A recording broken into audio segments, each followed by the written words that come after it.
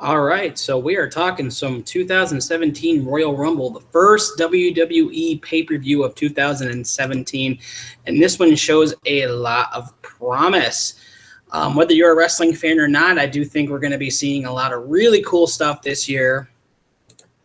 Maybe a few special appearances, and again, once we get to the actual WrestleMania, once we get to like the WrestleMania prediction stuff at the end of this video, yes, there will be some at the end of this video. We'll start talking like end game stuff. I tend to make this like a whole thing. We're gonna have a lot of fun with this. As far as Royal Rumble surprises, once we get up to that match, that's when I think I'm gonna start dropping bombshells as to who I think is going to be coming in, maybe some call-ups. But right now we're just gonna go through each of the matches one by one, kind of weigh in on them. Spoiler alert. There's not an awful lot going on during the pre-show, and you'll come to find out why, which is kind of a shame because there are a grand total of 3 kickoff matches, starting with Sasha Banks and Nia Jax. I have Sasha Banks winning for obvious reasons. I'm kind of curious as to what they're going to do with Nia Jax, if they're really going to pull the trigger and have her go full heel, like destructive woman mode. If that's the case, they need her to start winning matches like yesterday. We have a 3-on-3 Divas tag match with Becky Lynch, Nikki Bella, and Naomi versus Alexa Bliss, Mickie James, and Natalya. I have the women winning this match. The women, as when I do mean the women, obviously I'm referring to the heels because we have a returning Mickie James. And honestly, that's just booking 101 in my opinion. You know, you don't want to have the returning veteran, which is a huge favorite, after her amazing match with Asuka and the last NXT pay-per-view, having her lose would just be kind of silly. At least that's just what I think. I'm no expert. I'm not a doctor. I don't play one on television. So that's just what I have it at right now. The best match of the kickoff show, and yes, again, there are 3 matches on the kickoff show, and I think this should have been on the main show, and that is the tag champions, Cesaro and Sheamus versus Gallows and Anderson. A tag match so intense that they needed 2 refs in order to call it, which I'm like, okay. I mean, you've had higher frequency matches like this before. I don't know why now you need it, but whatever. I feel this is going to be an insanely good match. And as much as I'd like to see Cesaro and Sheamus work as a team, because I honestly, I give Sheamus flack a lot because of years of seeing him in Randy Orton and John Cena matches. The only time I really like Sheamus is when he's working with really talented people. I love what he was doing alone with Cesaro. I love the work he was doing with Dolph Ziggler. And honestly, I think if he worked with more people who had better all-around talent as opposed to the top showrunners like Cena and Orton, I feel like he could do a lot of good. I'm also thinking Roman Reigns because those matches with Sheamus were abysmal. But I honestly think this is the match where the club finally gets the belts. I really do think it's time. I think Anderson and Gallows have been in enough pay-per-views and enough Raw tag team matches. They've been denied time and time again. They usually put on a great show. I think this is the time. I kind of have to wonder if the only reason why they haven't won up to this point is because the New Day just didn't want to drop the belt to them for some reason. I highly doubt it. Just a thought. But yeah, I see the club winning. I think it's going to be like a cheap heel win. They'll probably lay out Xavier on the outside and probably interfere in some way, and it's going to cost. I just realized I just called it as the New Day. Wow, I am so sorry. No, let's try that again. I definitely see. I see the club winning. Clearly through shenanigans, they're probably going to be playing off the bad blood between the two a little bit. Like they'll probably separate them. They're probably going to be going after Cesaro, and he's going to cost the match. And then we'll finally get like the match at WrestleMania where they literally have like the full match where we'll see the club go over 100% clean. and probably split up Sheamus and Cesaro and have them go on their own merry paths because, you know, have them work with some of the mid-card title belts. I mean, why not? They're both really good. But it's a shame this match being on the pre-show, the kickoff show. I really feel like they should have been main show material. So now we get into the actual show itself. In no particular order, we have the Cruiserweight Championship match, Rich Swann versus Neville. I'm going with heel Neville winning the belt. It's been too long. He's been with the company he's been in the main roster, for a couple of years now. It's time. Let him get the Cruiserweight belt. Let's carry this. So, what I would really love to see is for Neville to win, and he carries it until Mania, and they have an amazing ladder match with all of the cruiserweights, and that's really what it should be building up to. They really need to focus on this cruiserweight division.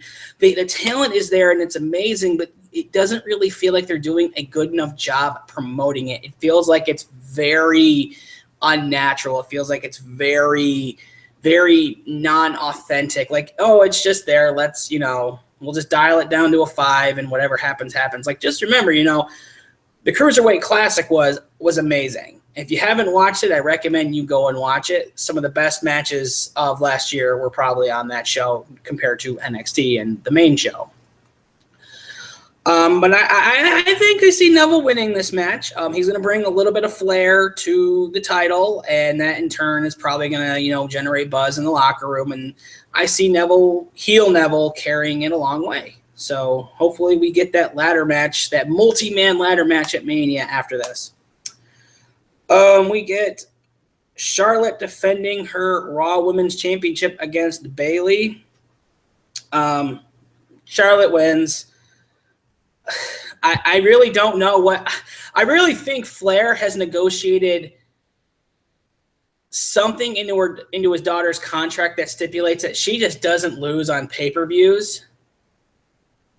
Because it's getting to the point now where if you were to put money on her winning, you could probably make a living off that from the last year.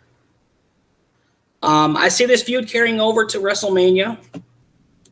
And maybe we'll finally get another triple threat match, or maybe a Fatal 4 elimination match or something involving Flair and Bayley. But for right now, I see Charlotte winning. Those two have put on good matches before. For some reason, I don't know what it is. I'm getting kind of sick and tired of watching Charlotte win the belt. She's doing the same tired shtick as her father, and I guess if it ain't broke, don't fix it. But you really have to work with it a little bit, and I don't know. I'm getting a little drawn out on it. I would really like to see her actually lose on the big shows. There's ways to do it still, not even a protective win to the point where she doesn't lose the belt. Just something. Just something. It feels like she's being protected. But moving on, we have Universal Champion Kevin Owens versus Roman Reigns in a no disqualification match with Chris Jericho suspended above the ring in a shark cage. So, yeah, there's a lot to say about this match. First of all, I love the shark cage angle. I don't know what it is. I saw them do that at the last NXT show, and I loved it. It's so old school. I love it. And I do think it's going to play into what happens at the end of the match.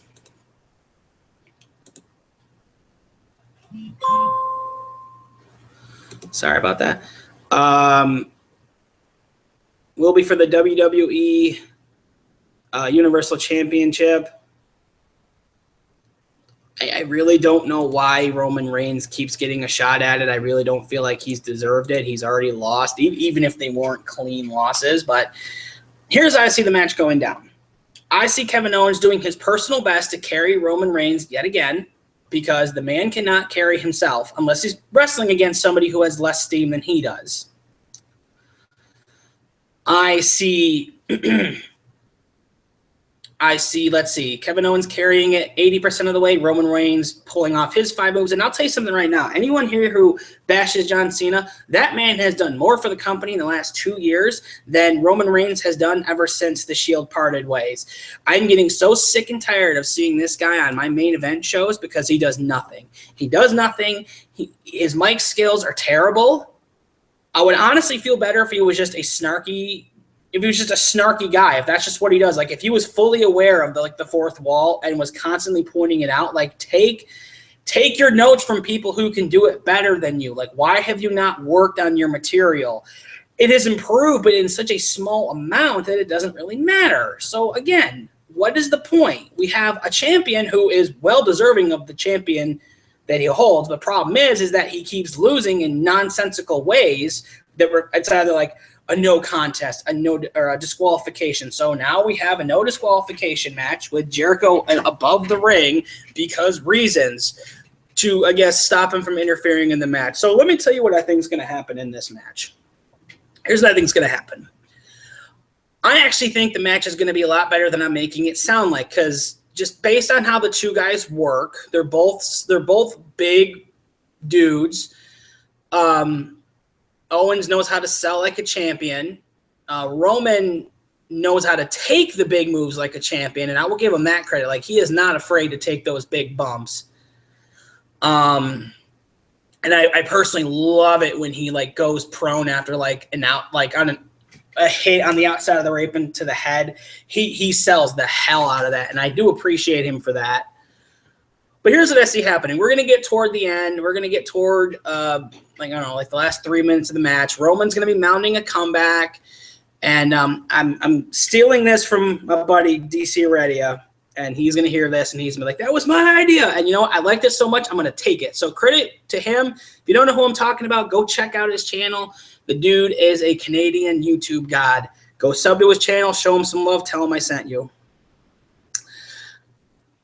Roman's going to hit his Superman punch. He's going to get ready to go for the spear. And right before he goes for the spear, there's going to be some kind of, I don't know. They're probably going to run some kind of, they're going to run some kind of thing where Roman's getting ready to do the spear. Now, keep in mind, up until this point, he's been like drained. So as he gets up from the next Superman punch, which I'm sure which I see happening off of a pop-up powerbomb. So that's how that's going to happen. He's going to hit him with one Superman punch. He's going to go for the next. Owens low blows him, throws him into the ropes, puts him up. He's going to be getting ready to put him up in the pop-up powerbomb, brings him down. And as he's coming down, Roman hits him with another Superman punch. That's going to put them both down. Now, while this is going down, what we're going to see is Chris Jericho probably going to be throwing something down from the shark cage to Kevin Owens. I'm going to assume it's like a chain or a brass knucks or some kind of weapon of sorts, some small concealable weapon. And as he goes in for the punch, we're going to see probably shades of Triple H. As he's going in for the spear, we're going to see Kevin Owens just hit him upside the head. He's going to pick him up, pop up power bomb. There's your 1, 2, 3 win. I don't know if that's how he had it planned, but that he had the Jericho throwing down the object from the cage, which I love. That is so awesome. That is so old school. Roman Reigns has no business holding a main title. He does. And I'll tell you why. So here's the warning. Here's your Roman Reigns rant. He has the ability to sell. He has the look, and I'm very 50% on that. Here's the problem I have with him overall. The biggest problem I have with him overall.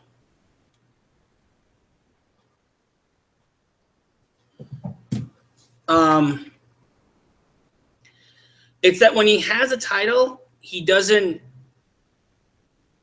It doesn't mean anything to him. It just feels like it's something he wants because someone else has it, and that to me is where it gets confusing. Because isn't that how you build up the bad guys? Isn't that how you build up the heels?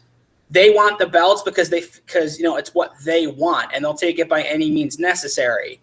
Now, sure, there are ways you could play with that for like the good guy, like Dean Ambrose. It works because he's a crowd favorite, and basically his whole gimmick was he was going to take the belt from Rollins and whoever because he wants to make their lives miserable.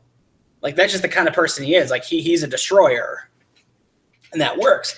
With Roman Reigns, it's different. He's all about cutting the nonsense and getting right to the facts. But when he has the belt, he brings nothing to it. Like, it just feels like it's something he has. He doesn't bring something to it. He doesn't glorify it. He doesn't make it look good. He doesn't make it feel like it's a prized possession to behold because, you know, it's such a coveted thing and so many people have gone for it. You know, like there's just, he doesn't give it any weight. And that's my problem. And until he can actually find some humility in his character, I'm not going to give him the benefit of the doubt on this. So that's my prediction. So finally, we get to the Royal Rumble match itself. I'm not going to be going through who I think is each pick. That's just going to take way, way too long. I can tell you right now, my surprise pick was going to be Kenny Omega making a random appearance, but that dude has been trolling the internet so hard since his Wrestle Kingdom 11 match, which, by the way, if you have not watched that match, when you're done listening to me talk, you're going to go and you're going to watch his Wrestle Kingdom 11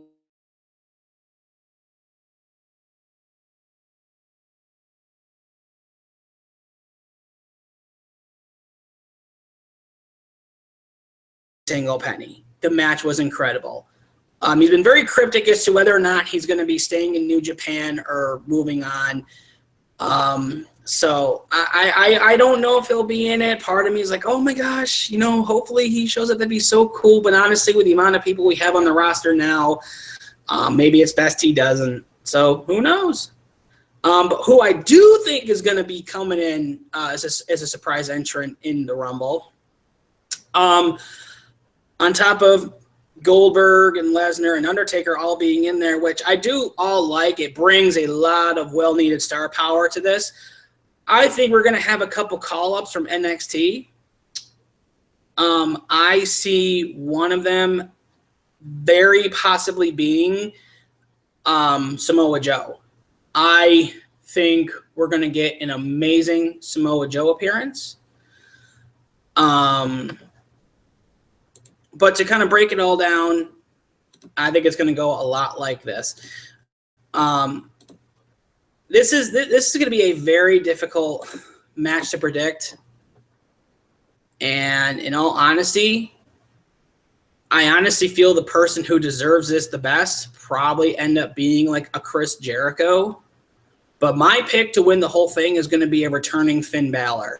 He is going to be our dude to come in, win it, and we'll find out whether he challenges Kevin Owens for the belt that he never lost, or my original WrestleMania prediction, him challenging AJ Styles, which was the match I totally forgot to overlook. Yeah, AJ Styles versus Cena. I'm giving it to AJ Styles. I don't want Cena near that title again.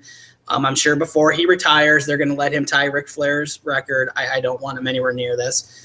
But I have AJ Styles winning it, and then he's probably going to have another title defense with Cena at next month's Elimination Chamber event. But that's my prediction. Finn Balor comes out after having a miraculous recovery, and then he wins the whole thing. I see Brock Lesnar, Undertaker, and Goldberg somehow eliminating each other. There's just way too much to tell, honestly. And I know I'm rushing it on this, but there's really not a whole lot else to really tell. There's a lot of potential, but who really knows? But anyway, let me know what you think on the whole thing. I'm going to be cutting it a little short, and next time, hopefully, we'll talk about some WrestleMania. So stay tuned, and we'll figure out how the big show is going to be looking.